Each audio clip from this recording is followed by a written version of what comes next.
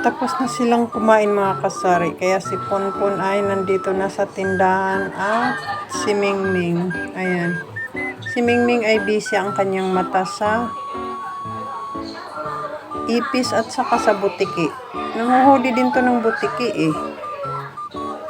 Wala na pong daga sa aming tindahan mga kasari dahil sa kay Mingming. Sobra talaga tong makulit. Nanguhuli talaga siya ng daga. Kung problema ko noon ang pagkagat ng chichirya, ang mga kagat, ngayon hindi na. Ayan oh, di ba? Active yan. Si Ponpon tulog dahil buntis na naman ito. Lahat ng mga anak na 4 ni Ponpon ay namatay. Ayan, nagbago, buntis uli. Ayan, ready na si Mingming. Mahilig manghuli ito. Yun lang po muna. Thank you for watching mga kasari. Bye. Ming.